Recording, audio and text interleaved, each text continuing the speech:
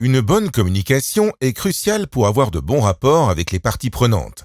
Quand l'équipe communique bien, elle améliore sa redevabilité en communiquant à toutes les parties prenantes du projet des informations sur le projet et sa progression, ses réussites et ses difficultés. Une bonne communication comprend des mécanismes de feedback et de réponse qui permettent au feedback des parties prenantes de guider les décisions et les améliorations du projet. Quelquefois, la communication est structurée et formelle, comme les rapports aux bailleurs de fonds et la transmission de rapports d'évaluation à mi-parcours aux autorités locales. À d'autres moments, elle est informelle et continue, comme les réunions communautaires régulières avec les participants et les partenaires du projet.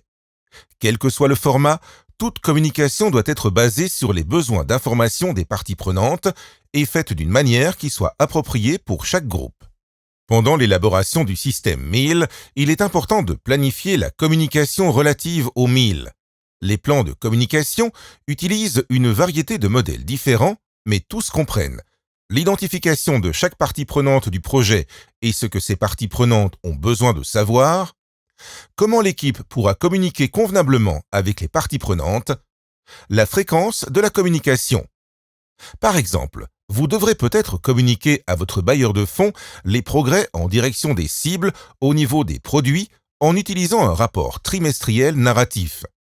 Vos communications avec vos partenaires de mise en œuvre peuvent indiquer des changements dans le calendrier des activités annoncées lors d'une réunion mensuelle de coordination.